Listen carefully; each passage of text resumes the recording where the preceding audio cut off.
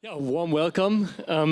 It's my pleasure to have Gloria, Mark and Christian with me here today to discuss, to recap, but also to discuss the outlook of systemic change in VC across a couple of lines. And yeah, interestingly, as VCs, it is basically it is our function to fund technological innovation, and so we do. Since the 1950s, 1960s, the first fund structures emerged in the US, East Coast, and later in the Silicon Valley, as we all know. And in the 80s and 90s, people brought venture capital to Europe. But over those 50 years, by and large, when you look at the key stakeholder relationships between founders and GPs and their LPs sitting on top, little has actually changed with regards to the underlying incentive structures, fund structures. It is also still today the asset class of the ultra-wealthy and the institutional investors that has done little so far in terms of democratization. And along those lines, we want to spend the next 30 minutes discussing with you various standpoints from the GP side, from the progressive GP side, but also from the LP side, on these big keywords of democratization of the venture capital asset class, of next level stakeholder alignment and innovative structures in particular, but also shed some light on the evolution of impact investing and what the SFDR regulation has brought to the industry so far. And with that being said, let us kick off with a quick round of personal introductions. Ladies first. Gloria. Yeah, hi, thanks for having me. I'm Gloria, based in Berlin. I'm a full-time angel investor, investing my own capital on that of a friend.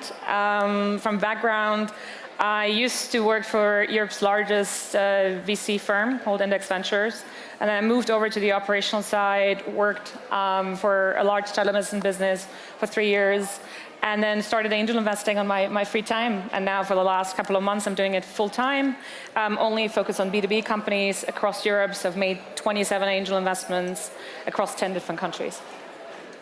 Hi, my name is Mark. I run a firm called Equation, which we founded with a team of TUM, Technical University of Munich researchers on quantitative finance. We back young and aspiring emerging managers, young VC firms, and we do that out of Munich with a goal to proliferate the ecosystem and have an impact by supporting young and new teams, more diverse teams, more technical teams, bringing innovation to the venture capital asset class in itself.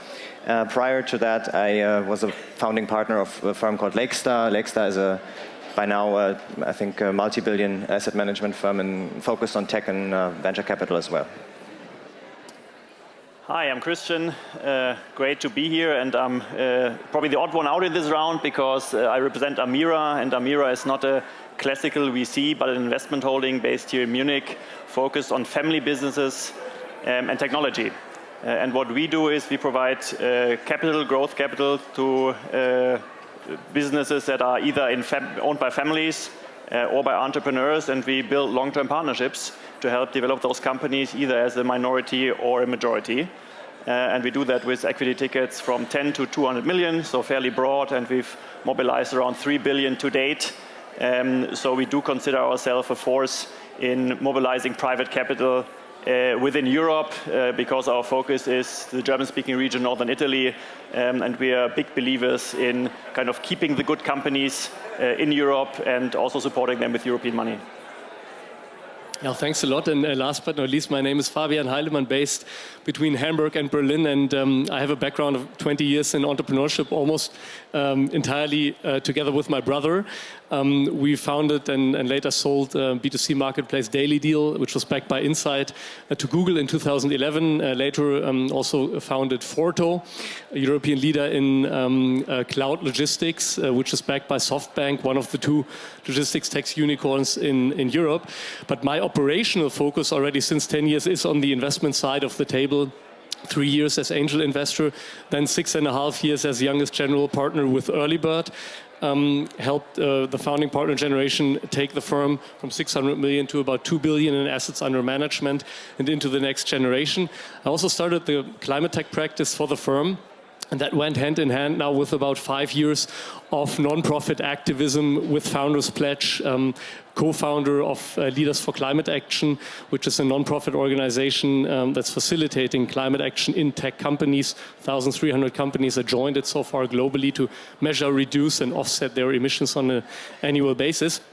And my today's focus, since about 12 months, is AENU. And AENU is an Article 9 impact technology fund that has a semi-liquid evergreen structure.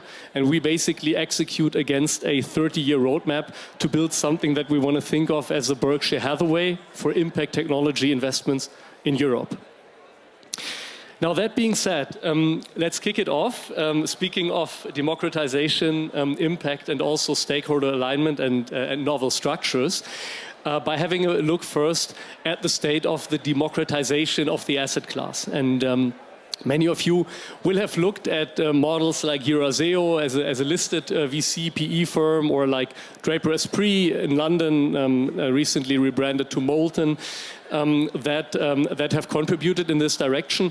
You may also know the Moonfairs or carbon equities of this world that facilitate access for the high net worth individuals going down to 200, 100K, giving access to some brand name VC and PE firms. And then over the past years, we also saw the emergence, also in Germany and in Europe, of firms like Econos or Inventure that actually went even further down into the semi-retail space, tokenized structures to give smaller investors access to AIFM funds in VC and PE.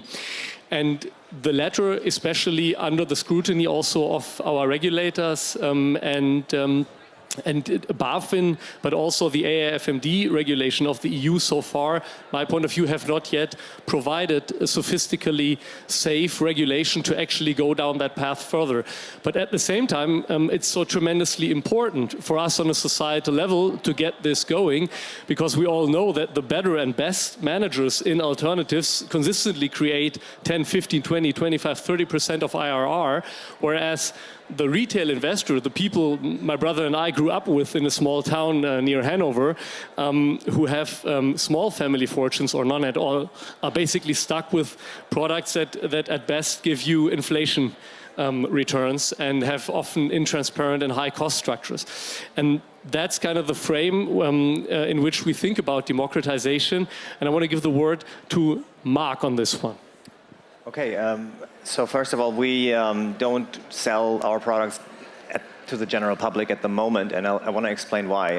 The regulator, like you said, asks us to ask for a minimum of 200,000 euros per fund that we launch. And the reason for that is illiquidity. Private market funds oftentimes have a 10-year horizon, and the regulator has made the experience that some smaller savings owners were led to invest into products that they couldn't get rid of at a life-changing event, such as having a disease or marrying or whatever else you may have as a reason to obtain the money back that you at one point invested. With a stock, you can just sell it on the public market. With a private investment fund, it's harder. So recently, there have become more and more market platforms like the ones you've mentioned present in the market, mostly geared towards highly branded, well-known private equity firms. And increasingly now we see also this trend to go into the venture capital space. Venture capital by design is a much more risky asset class, however, as most of you will know, the name it says it, it's a venture. It also has higher opportunity. So I'm personally not a believer in self-selected portfolios of people who don't do this all the time, because it requires a lot of network knowledge and simply insight to pick the right fund managers. But it is going to be very viable for us to think about how we as a society organize our retirement schemes and how we also invest with institutional capital into asset managers that can actually take larger chunks of capital and put it into a smaller bite size so it can be invested in small, more well-performing managers, because research and science, last thing I'll say, has proven that smaller funds actually tend to outperform the bigger ones. And that's the kind of needed engineering, so to speak, on the financial services end in order to make these returns that you mentioned that are very attractive if you do it well, available to the broader public.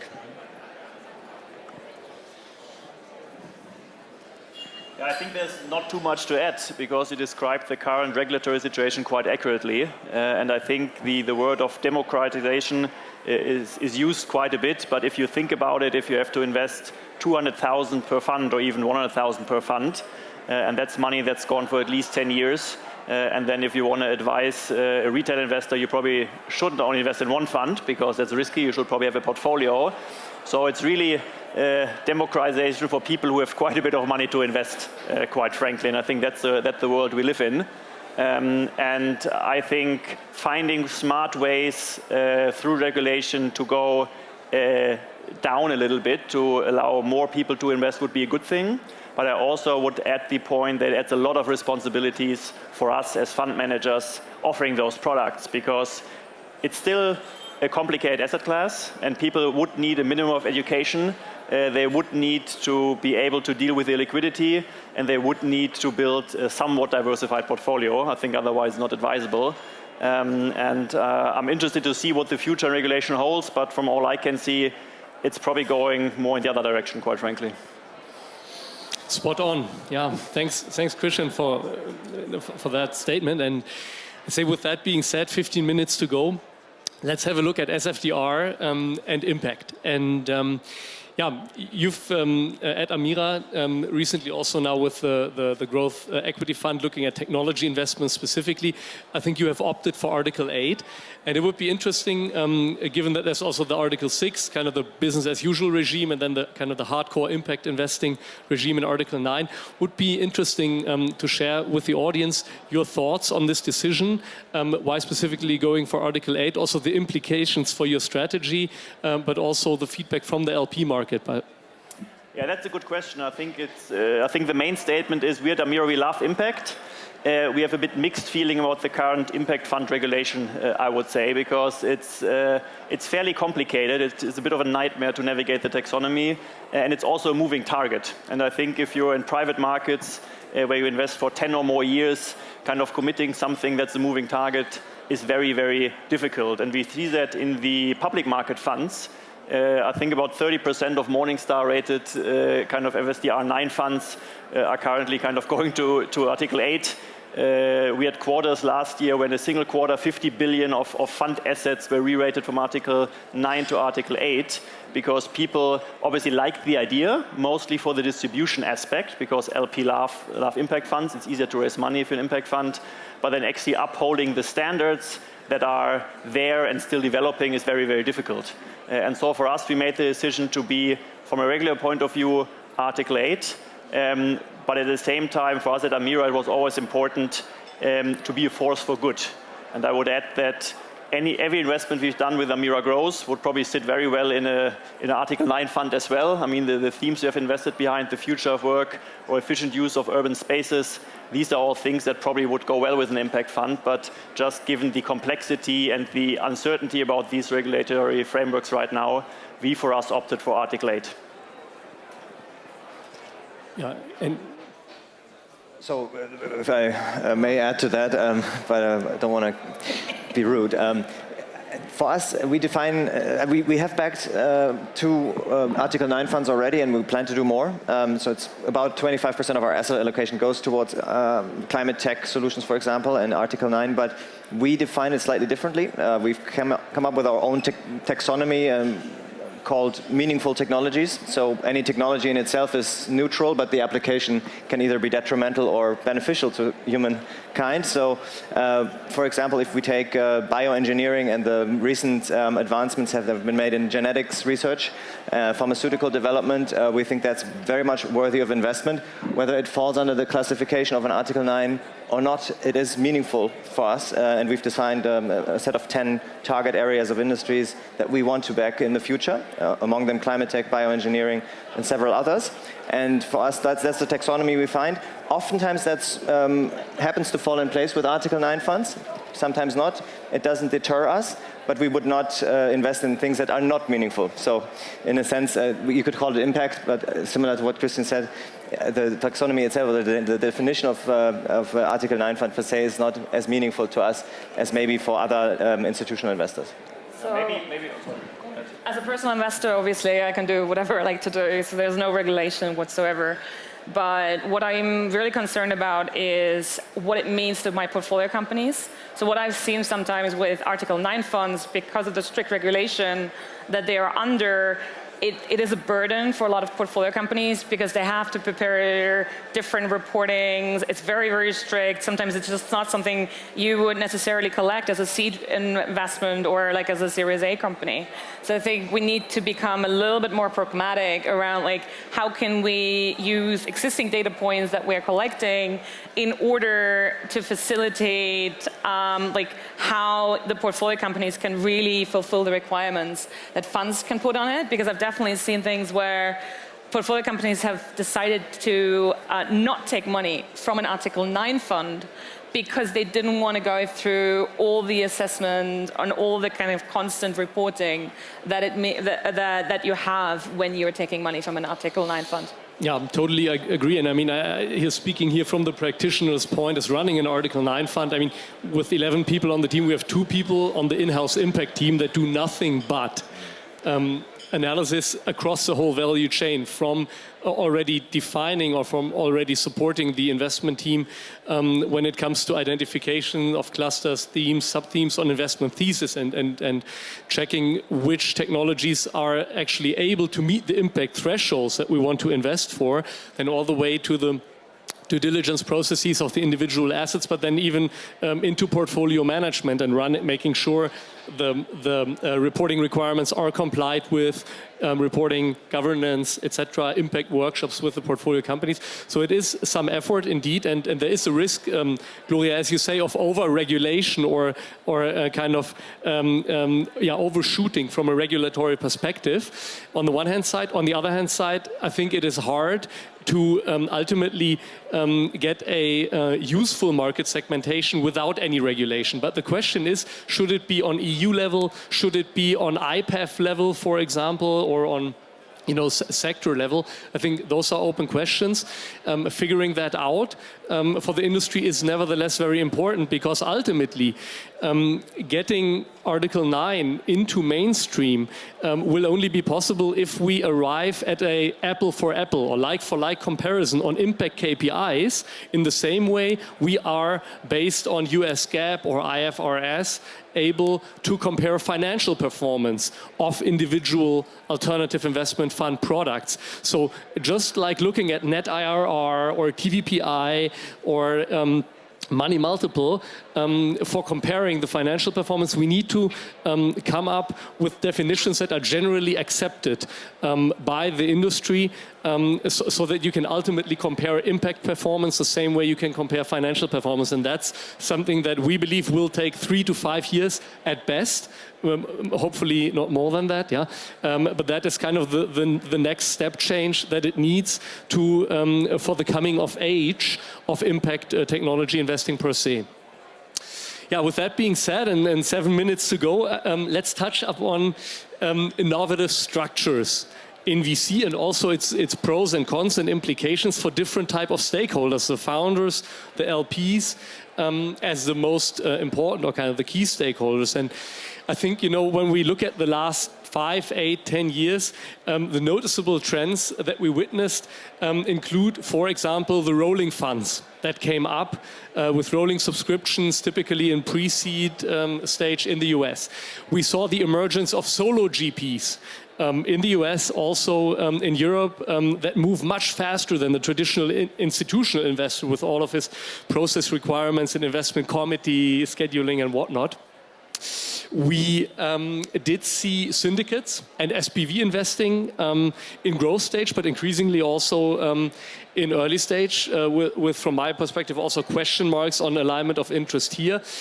We also saw the emergence of Tiger Global and its knockoffs with Co2 and Edition, etc. from the US, kind of the crossover hedge funds coming down from the growth late stage all the way into Series Bs in some cases.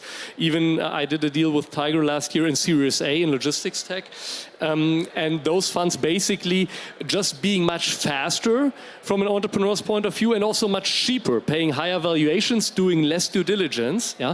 So basically disrupting the fundamental notion that has been widespread in VC for decades, that it does require 4 to 6 weeks and hundreds of hours of diligence. Yeah? So Tiger in a way is eating the lunch of the traditional boutique, but also institutional style VCs. And many people have scrutiny about how this is going to pan out in the current downturn, so we will see, but it's definitely, I think, one of the most interesting pieces of innovation we've seen in the last years. And then last but not least, many of you witnessed it, the question around closed-ended fund structures, a 10-year typical VC structure that has been prevailing for 50, 60 years globally, that is now increasingly being challenged by evergreen structures or semi-liquid evergreen structures, like we've also built one with AENU. And probably the most prominent showcase here was last year the announcement of Sequoia to roll its existing funds into the Sequoia Capital Evergreen. That has sent shockwaves really through the market and has made many people question, is it maybe, and in which exact structure, a good idea to fundamentally question this 10-year closed-ended fund model. Yeah, with that being said, Gloria, happy to hear your perspective.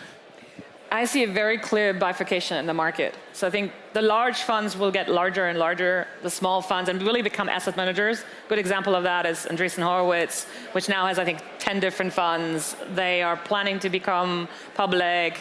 They're building like a multi-family office behind, and they're not just managing you and helping you invest in their funds, but they're also helping you invest in other funds. They're now building up private equity practice. So like there's these like multi-asset managers. So I think I see that trend, or I see the atomization.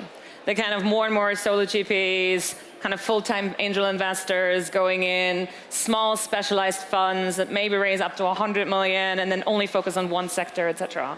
I personally don't believe that there will be a lot of seed funds in 5 years from now that are like 300 million, 400 million in size. Because ultimately, at that point, there's like, you have to play the same game that the big guys are playing. Otherwise, portfolio construction just doesn't work.